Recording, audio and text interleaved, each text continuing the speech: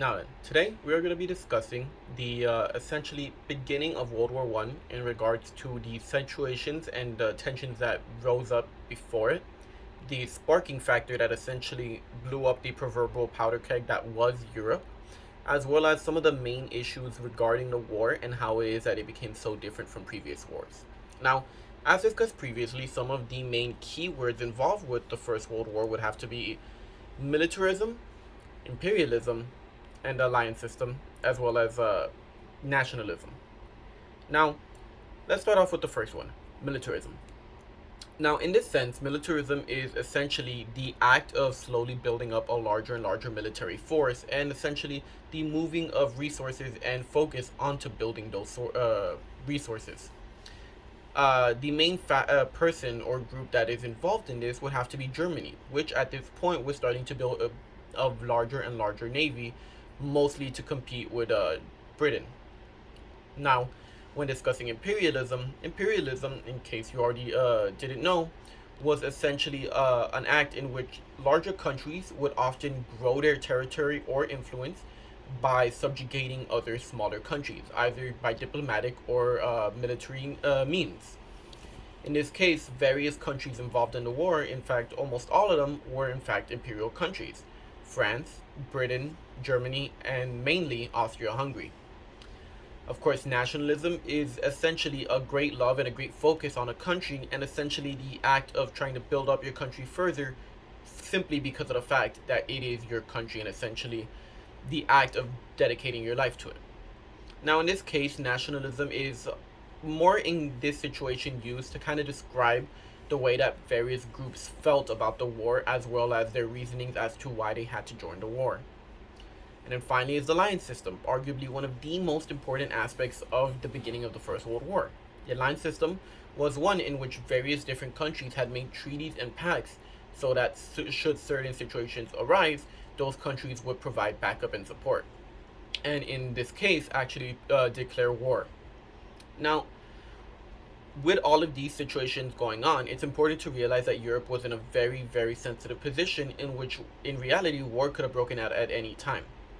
Now, the specific situation that began this was the assassination of Archduke Franz Ferdinand of Austria-Hungary, an empire that at this point was one of the longest standing ones and had had various issues with some of its controlled groups. Now, in this situation, a terrorist organization known as the Black Hand, which had been essentially supplied by the country Serbia, which was under the control of Austria-Hungary, had assassinated the Archduke. Now, why this is important is because of the fact that, in essence, Austria-Hungary immediately started conflict with Serbia, declaring war. Now, what's important to know is that Russia had had an alliance with Serbia, making it so that Russia immediately declared war on Austria-Hungary, which was, in fact, met by the fact that Germany had to declare war on Russia. Now, the important thing here is that Russia also had an alliance system with France. Germany, which knew about this, decided that the most preferred option would have to be a preemptive strike on France through Belgium, a neutral country, which essentially ended up in failure. Now, because of the invasion of a neutral force, this sparked Great Britain to end up giving Germany an ultimatum to remove their forces from the country, which, once they failed, forced Great Britain to declare war on Germany.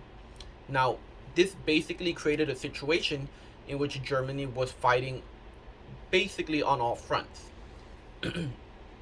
Now then, why this is important in terms of the actual war itself is, in essence, the fact that most of the European continent now was involved in this war.